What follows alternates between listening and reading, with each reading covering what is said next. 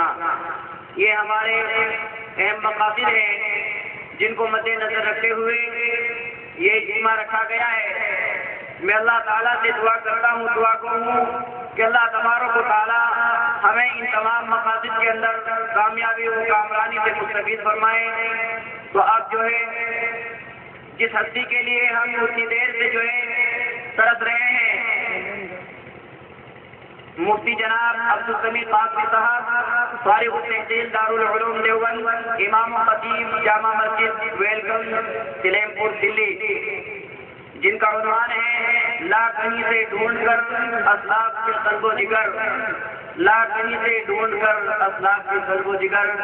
میں آپ صاحب سے جو ہے درخواست کرتا ہوں کہ آپ تشریف لائیں، آپ جو ہے کرسی پر تشریف لائیں اور اپنے پروگرام سے ہم سبوں کے دلوں کو محظوظ فرمائیں۔ جناب مفتی عبدالسمیع قاسمی صاحب۔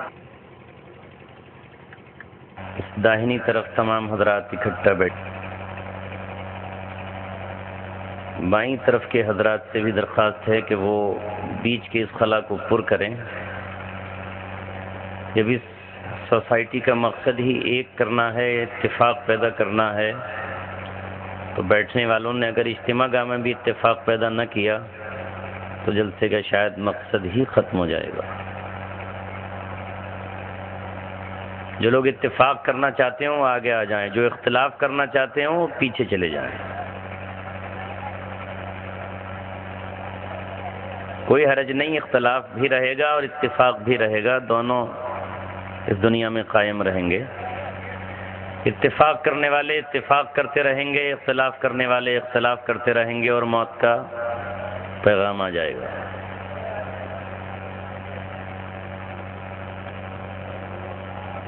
آ جائیے، بڑے دنوں میں یہ انجمن سجی ہے، بڑی مشکل سے سجی ہے، اور کب سجے گی یہ آگے والے تو آگے ہیں ہی، یہ تو رہیں گے ہی آگے، بات پیچھے والوں کی ہے۔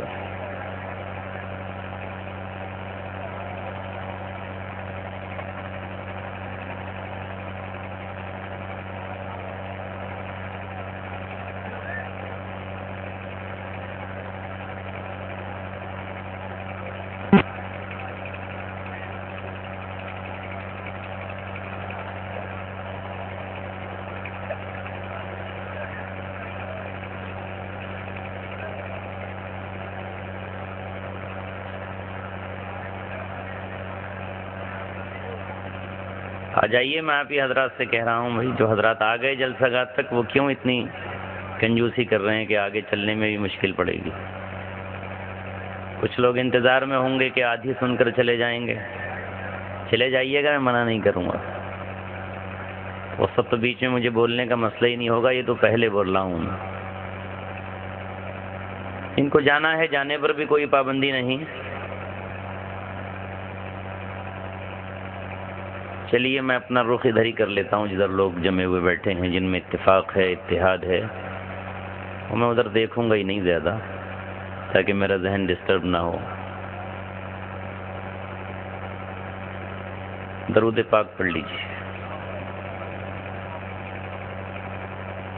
الحمدللہ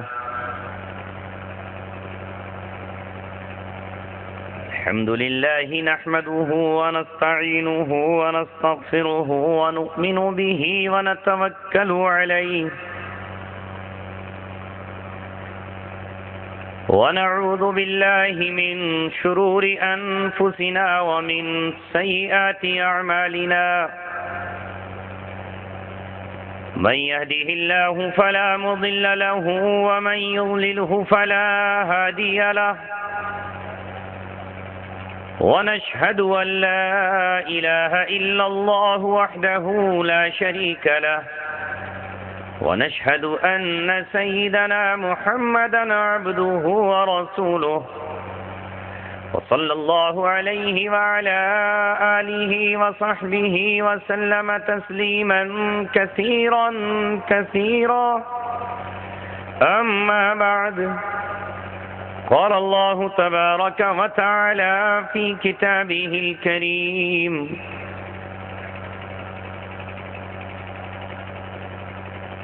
واعتصموا بحبل الله جميعا ولا تفرقوا.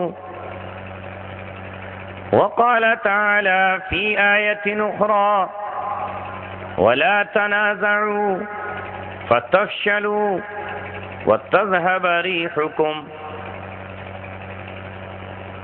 وقال الله تبارك وتعالى في كتابه الكريم: إنما المؤمنون إخوة فأصلحوا بين أخويكم واتقوا الله لعلكم ترحمون. وقال تعالى في آية أخرى: وما تفرق الذين أوتوا الكتاب إلا من بعد ما جاءتهم البينة.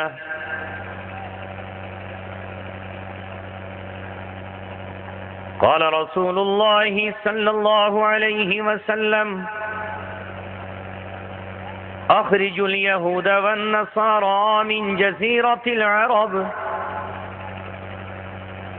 وقال عليه الصلاة والسلام: لا تزال طائفة من أمتي يقاتلون على الحق ظاهرين على من ناواهم لا يضرهم من خالفهم حتى يقاتل آخرهم المسيح الدجال، أو كما قال رسولنا ونبينا محمد صلى الله عليه وسلم: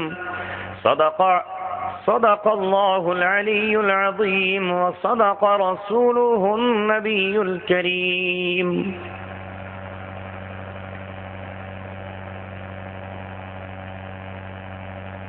کی محمد سے وفا تو نے تو ہم تیرے ہیں، یہ جہاں چیز ہے کیا لوح و قلم تیرے ہیں۔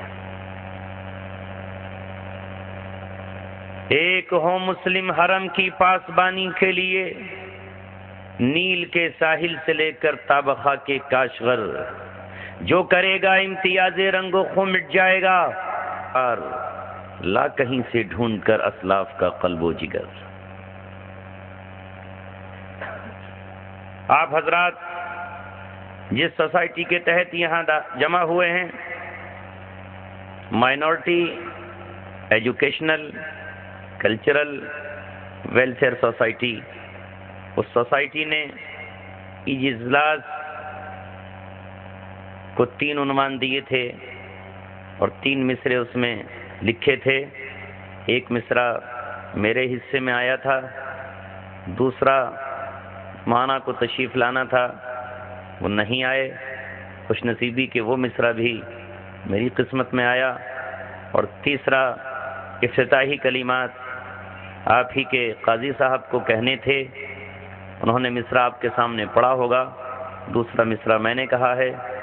یہی 3 مصرے یا 3 شعر انہی کے درمیان گفتگو ہوگی انشاءاللہ، اور یہ تینوں ہی علامہ اقبال کے اشعار سے لیے گئے ہیں، اور یہی آج وقت کی ضرورت ہے۔ میں مبارکبادی پیش کرتا ہوں مال پورہ میں رہنے والے نوجوانوں کو، ماؤں کو، بہنوں کو، بیٹیوں کو، اپنے بزرگوں کو، جو فرش پہ بیٹھے ہیں ان کو بھی، جو اس عرش پہ بیٹھے ہیں ان کو بھی، اور جو آپ دور دراز سے تشریف لائے ہیں۔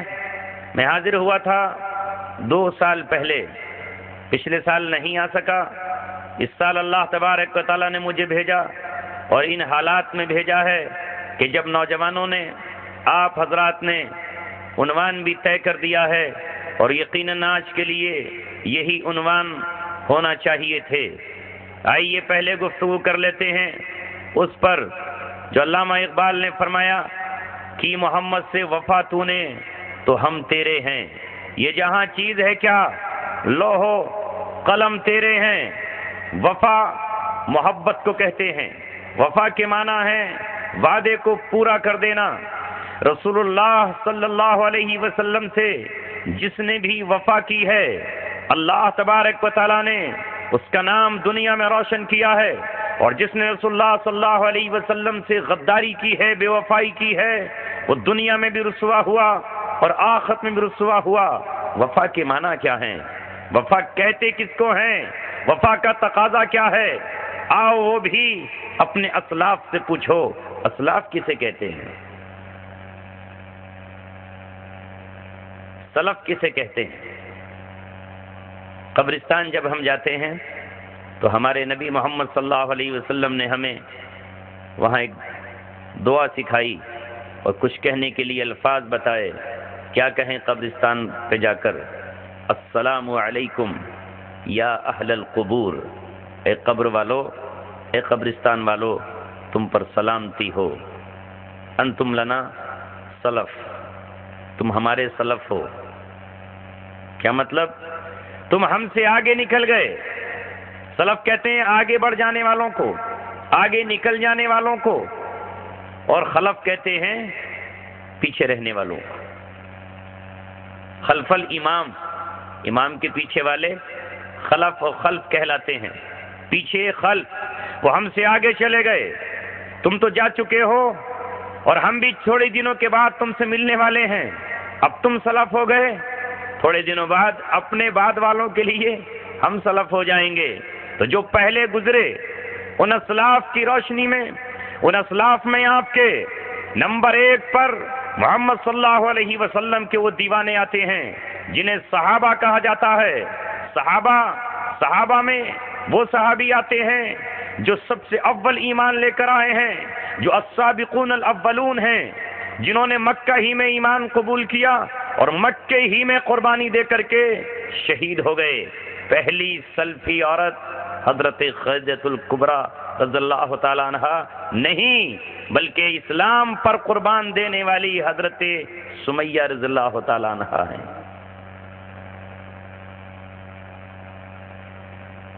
کچھ کی وفات مکہ میں ہوئی ہجرت سے پہلے ہی، کچھ کی وفات مدینہ میں ہوئی، کسی کی بدر میں تو کسی کی احد میں، کسی کی احد کے بعد احزاب میں، کسی کی فتح مکہ سے پہلے۔ کوئی عشرہ مبشرہ میں شامل ہے، کوئی انصار ہے، کوئی مہاجرین ہے، کوئی نبی پاک صلی اللہ علیہ وسلم کے رشتہ داروں میں ہے۔ پہلا نمبر ہے صحابہ کا، اس کے بعد تابعین کا، اس کے بعد تبع تابعین کا، اور اس کے بعد پھر سلسلہ جاری ہے۔ آپ سے جو پہلے ہیں وہ سب کے سب سلف کہلائیں گے۔ کی محمد سے وفا تو نے تو ہم تیرے ہیں، یہ جہاں چیز ہے کیا، لوہو قلم تیرے ہیں۔ وفاداری کیسی؟ ایسی وفاداری جیسی وفاداری حضرت سمیہ نے ادا کی اور نبھائی۔ مائیں یہاں تشریف فرما ہیں، حاضر ہوئی ہیں پوری امت کی ماؤں کے لیے۔ حضرت سمیہ رضی اللہ تعالیٰ عنہ کی زندگی نمونہ ہے، ان کے نقش قدم پر چلنا چاہیے آج کی ماؤں کو۔ وہ کیسی ماں ہے؟ اس کا نام سمیہ ہے، انہی کے بیٹے کا نام عمار ہے، انہی کے شوہر کا نام حضرت یاسر ہے۔ یہ تینوں ایمان لے آئے۔ یہ وہ زمانہ ہے کہ جب اہل حق کمزور ہیں، جب اہل حق کے پاس قوت اور طاقت نہیں ہے۔ ابو جہل تمام سورماؤں کے ساتھ، ابو لہب کی قوت کے ساتھ، تمام طاقت اور قوت کے ساتھ اعلان کرتا ہے کہ کل سمیہ کے جسم کی مجھے ٹکڑے ٹکڑے کرنا ہے۔ کون ہے جو تماشا دیکھنے کے لیے آئے؟ کون ہے جو سمیہ کے جسم سے بہتی ہوئی خون کی دھاریں دیکھتا ہوا آئے؟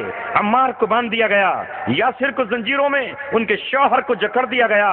ابو جہل ہے اور مکہ کا میدان ہے، اس میدان میں اس وقت کے ظالم جلاد کھڑے ہوئے ہیں۔ ابلیس یہ نظارہ دیکھ رہا ہے، چیلنج کر کے یہ کہتا ہے سمیہ زندگی پیاری ہے یا زندگی پیاری ہے یا ایمان عزیز ہے؟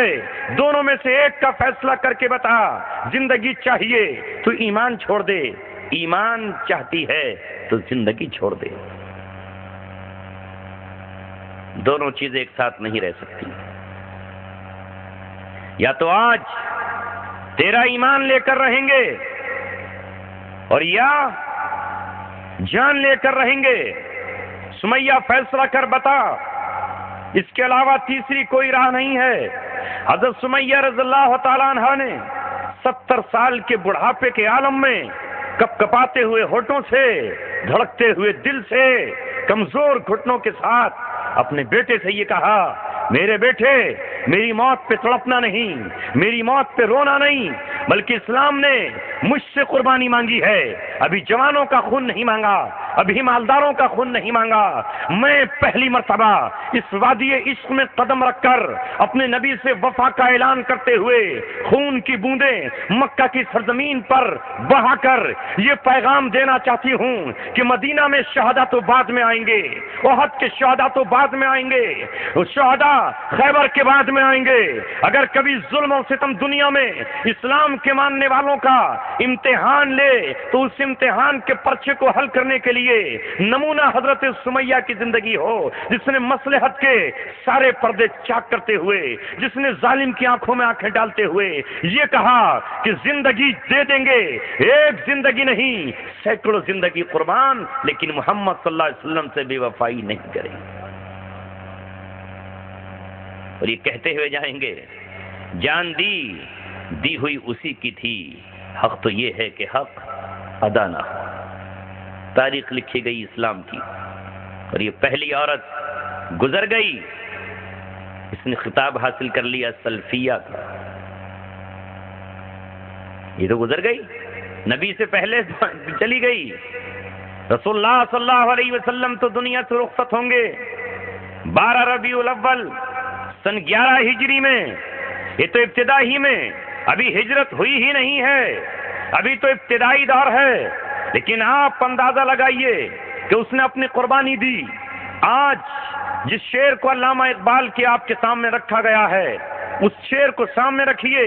یہ شعر مطالبہ کر رہا ہے میری 70 سال کی ماں سے، یہ شعر مطالبہ کر رہا ہے نوجوانوں آپ سے، جب اسلام کی راہ میں پہلا خون کا قطرہ زمین پر بہا ہے، پہلی شہادت کس کی ہوئی ہے، پہلا کون گیا ہے؟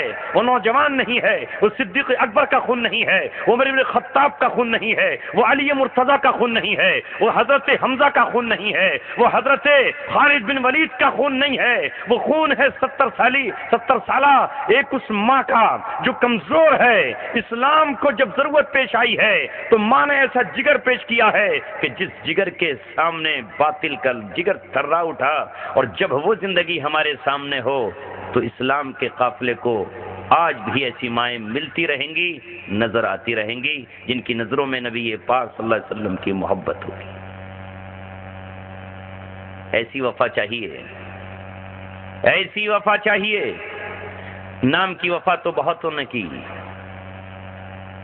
نام کی وفا ابو طالب نے کی، محبت کی بیٹے بھتیجے سے، لیکن اتباع نہیں کی، لا الہ الا اللہ کا اقرار نہیں کیا، محمد رسول اللہ کا اقرار نہیں کیا، وفا کا حق ادا نہیں کیا وفا کا حق ادا۔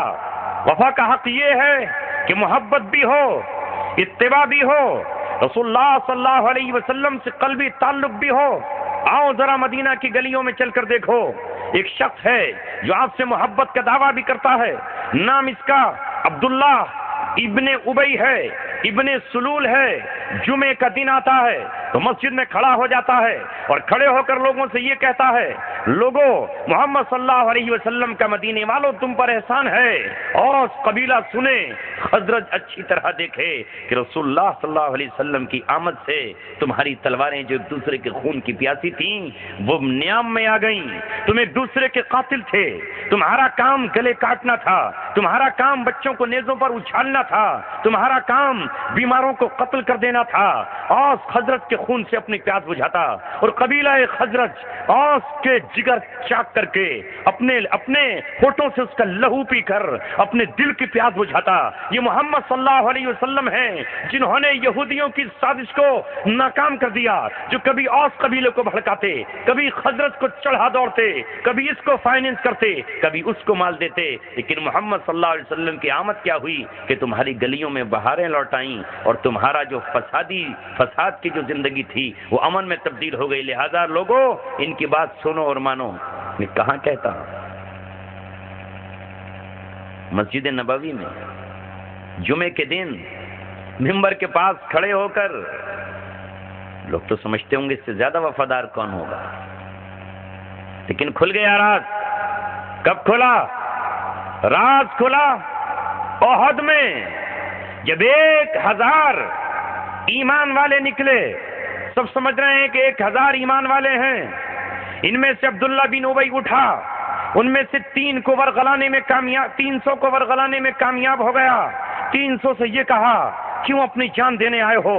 کیوں اپنے بچوں کو یتیم کرنے آئے ہو؟ کیوں اپنی بیویوں کا سہاگ اجاڑنے کے لیے آئے ہو؟ کیوں اپنے گھروں کو برباد کرنے آئے ہو؟ کہیں دنیا میں ایسا مقابلہ ہوتا ہوگا، ایک طرف 1000 ہیں، دوسری طرف 3000 ہیں، ایک طرف ننگے ہاتھ ہیں، دوسری طرف ہاتھوں میں بھالے ہیں، ایک طرف پیدل ہیں، دوسری طرف لوگ اونٹوں پر سوار ہیں، ایک طرف ریت پر دوڑ رہے ہیں، دوسری طرف گھوڑوں پر سوار ہیں، ایک طرف سینے پر باندھنے کے لیے زرہ بھی نہیں ہے، ادھر پورا جسم لوہے سے ڈھکا ہوا ہے۔ یہ کہاں کی جنگ ہے؟ یہ کون سی تک ہے؟ کس نے کہا ہے کہ اپنے آپ کو قتل کرا دو؟ کس نے کہا ہے کہ اپنے آپ کو ہلاک کر دو؟ 300 لوگ اس کے کہنے میں آئے اور واپس مدینہ لوٹ آیا۔ تب پتا چلا کہ یہ رسول اللہ سے وفا نہیں کرتا، یہ وفادار نہیں تھا۔ اس نے جو کلمہ پڑھا وہ ظاہری تھا، حقیقی نہیں تھا۔ لوٹ آیا، انتظار کیا اللہ تبارک و تعالیٰ نے، تھوڑے ہی دنوں کے بعد اس کی پول کھول دی اور کہا یہ ہے وہ جو خود بھی ورغلاتا رہا، اوروں کو بھی ورغلاتا رہا۔ یہی تھا وہ جس نے ایک کنویں کے چشمے پر جب اوس و خزرج کے 2 لوگوں میں پانی کے پلانے پر جھگڑا ہوا تو ہوا دے دی، ادھر سے تلواریں کھنچ گئیں، ادھر سے تلواریں کھنچ گئیں۔ کہہ رہا کہ بتائیے ان مدینے والوں کو ہوا کیا ہے کہ مکہ کے لوگوں کو پناہ دے دی، اور پھر کہنے لگا یہ تو وہی مثال ہو گئی سمن کلبہ کا یاکل کا، کتے کو اپنے موٹا کر پھر تجھے ہی کھانے کے لیے دوڑے گا۔ یہ کہہ رہا ہے۔ جب رسول اللہ صلی اللہ علیہ وسلم کو پتا چلا کہ انصار و مہاجرین آپس میں جھگڑنے والے ہیں، نیزے ایک دوسرے کے سینوں میں گھسنے والے ہیں، تلوار کی نوک جو دشمن کے